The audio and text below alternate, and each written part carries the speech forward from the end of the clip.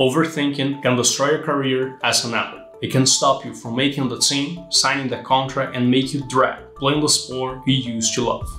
But in this video, I'll be revealing to you 5 strategies that are backed up by science to make you more confident athletes. All of those I have used myself, and I use them to teach my students and clients as a mental performance coach. When I was younger, I struggled massively with this. Probably one of the reasons why I didn't achieve better things in sports before. But using these 5 methods, I was able to change this and overcome all those nerves. Number 4 is the most important. So if you don't want to live with regrets and start achieving your best performances, stick around. In this video, you'll learn how you can completely change this in the next weeks. And also, pay attention. The last one is the most important and the favorite from the pro athletes that I work with one-on-one. So let's get into it. Number 1 is relaxation techniques.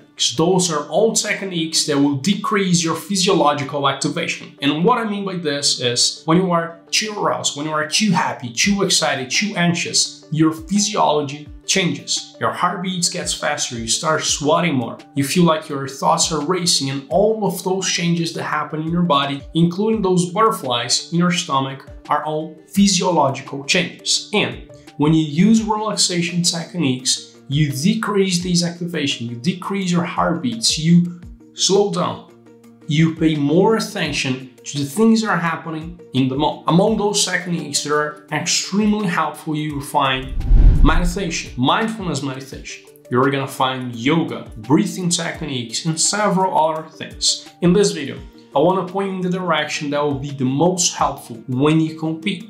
And this is breathing techniques. One that is very simple, it's called box breathing. And the reason why, and just to mention, everything you're gonna find in this channel, in this video, and anything you ever seen from me has a scientific reason to be here. Unlike a lot of the gurus that you see around that tell you to do things, they're just figures of your imagination, you're just random guesses. This is serious work. Just like you are an athlete and work hard to achieve your goals, I was an athlete myself. And I know how tough it is to be in that position. I apply the same principles into the work that I do today. This is serious work. There's a lot of study, a lot of preparation, and a lot of commitment. Go to my Instagram and you'll see the athletes I work with and the time that I've been doing this. So, going back to the video, the technique that I want you to be aware of and start using when you are overthinking is called box breathing. This is very simple. You're going to inhale for 4 seconds, hold your breath for 4 seconds, exhale for 4 seconds, and then hold again for 4 seconds. So think of a box. We're going to inhale, hold, exhale, and hold. Very simple. Each of those stages have only 4 seconds. The reason why this will help you to decrease your overthinking is first, you're going to decrease the rate of your breaths. If you are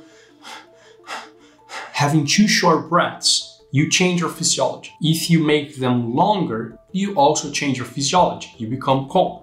And the second reason is because you give yourself something to focus on. Instead of focusing on the last mistake you made, on how bad it will be if you lose, or if you're gonna lose your spot on the team, you focus on just counting from 1 to 4 several times. And in fact, this entire process of 4 seconds, 4 seconds, 4 seconds, 4 seconds, is just 1 round of that. You can perform 3, 4, up to 10 rounds to make yourself relax. I know during the competition, it might be a bit hard for you to get to 10 repetitions, so try to do as many as you can.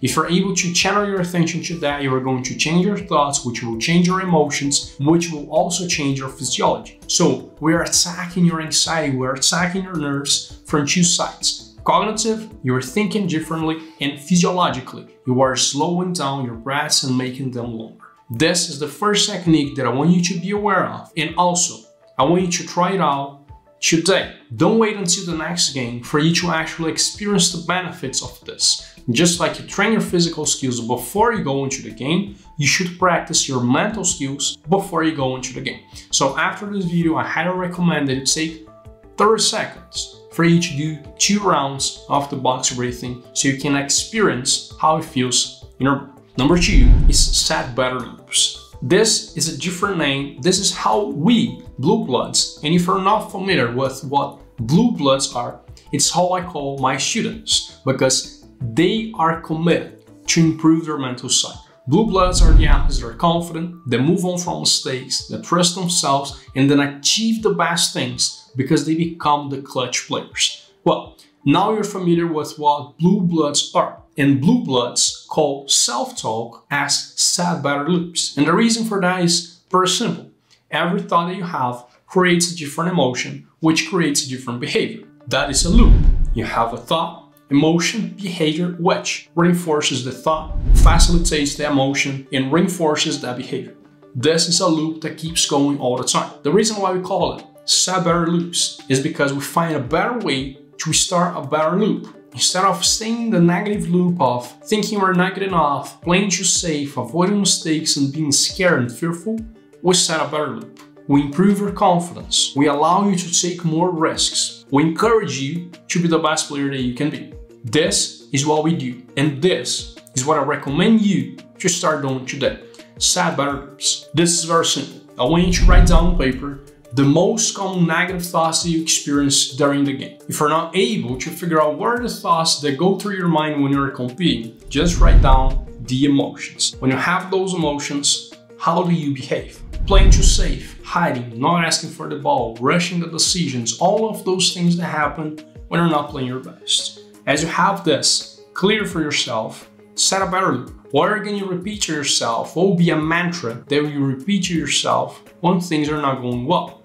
Well, I'm going to think, I can make mistakes. I'm in the process of becoming the best that I can be. The next play is the most important play. Anything that helps you channel your focus to something that will allow you to experience better emotions and have a better behavior. Have this clear. Just like the previous exercise, you should have this ready for when you go to the game, you know exactly what to tell yourself. I had a chat to myself. I was loud to myself saying, you believe in yourself. Just, you know, it's not a cliche, you know, it really works. Even when you don't feel it at times to say some positive things to yourself, that's exactly when you should do it. And just like anything else, mental preparation requires consistency. And if you're able to commit to a daily mental preparation, confidence, focus, managing your anxiety, entering the zone of flow, all of those things will become consequences. You don't need to think about being confident. You don't need to think about focusing on the game. Those things happen automatically if you are serious with your mental preparation. And this just requires 20 minutes a day. Number 3. Clear goals. The reason why clear goals are going to help you to decrease your overthinking is because you have a limited field of attention. And when I say clear goals, I'm not saying winning the Champions League in 2029. When I say clear goals, what I'm saying is I want to scan, I want to move around, I want to communicate better, and I want to maintain my confidence. Those are the clear things that I'm looking for in this game. If I have clear goals and if I'm able to channel my attention to those things only, it's much easier to deal with anything.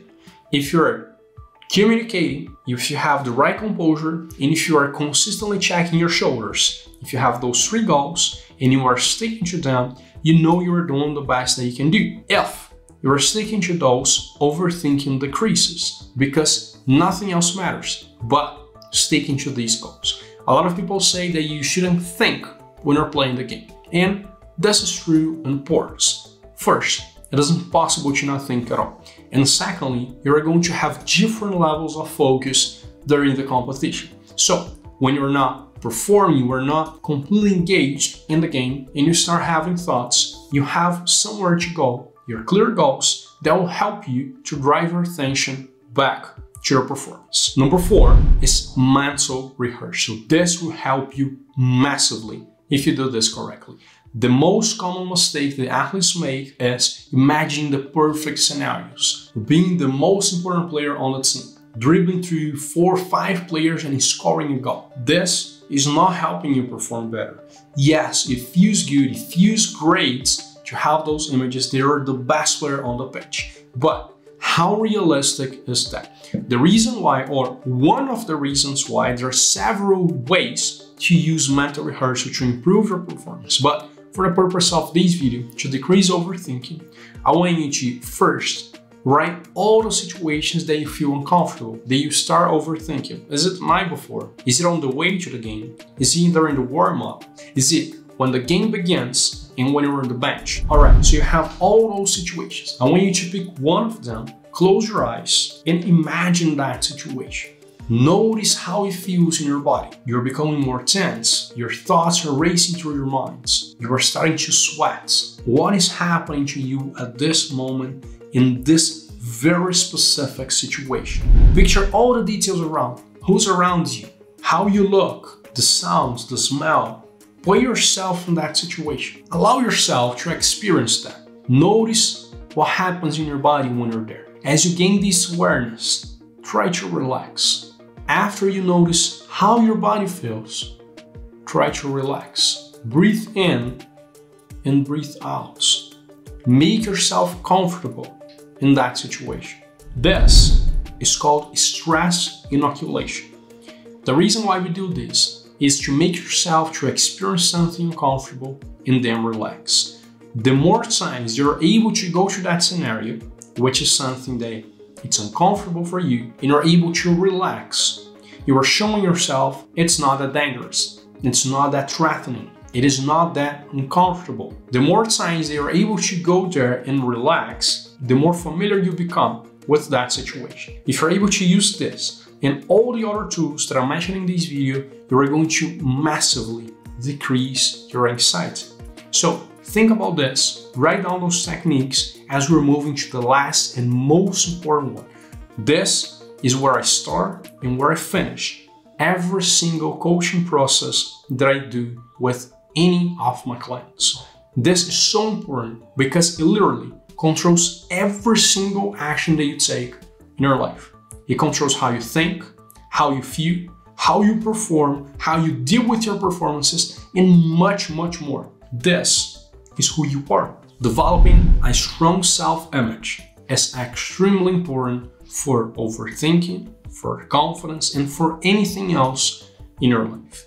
If you're able to see yourself as a competent person, a person of worth, as an athlete, and as an athlete who's capable of making things happen, all your overthinking will go away. Obviously, at times, it will come to you. And at times, you'll be frustrated because you're feeling bad. But with a strong self-image, it becomes a lot easier to overcome those things. This is a daily commitment. And only if you're a serious athlete, you should even consider working on this, because this is going to unlock your highest performance. So, how do you do that? I will give you a summary of how this process works. And if you want to learn more about it, I highly recommend that you subscribe to the channel and watch a free masterclass that I link in the description of this video. Alright? So basically, what happens is we all see ourselves through our own lens. So the things that I perceive to be true, the things that I believe in, they're all shaping how I see myself. Well, I see myself as a person who can speak on camera. Yes, I had experiences like that. Or I see myself as somebody that looks very bad on camera. Well, I could perceive that if that's the experience that I have. If you go into my channel, you're gonna watch the old videos and you're gonna see that I was looking very bad on camera.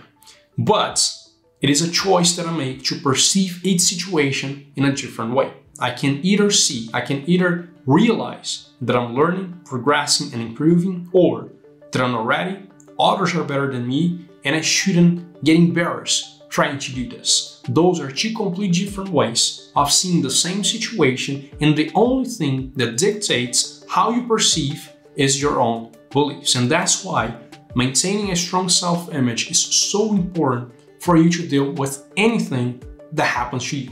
The way we do this is mapping out your current beliefs, understanding your thoughts, understanding your emotions. By the way, we call this entire process the CAP method, and it's one of the favorite drills from most athletes in the academy. We map out your thoughts, your emotions, your behavior. We understand where they come from, so what beliefs are driving those, and we start reinforcing a different way of viewing things. This is a simple process, but it requires commitment and understanding of the strategy. And that is why I encourage you to subscribe to the channel and check the next videos where I break down this step by step. I hope you enjoyed this video, and I'll see you soon.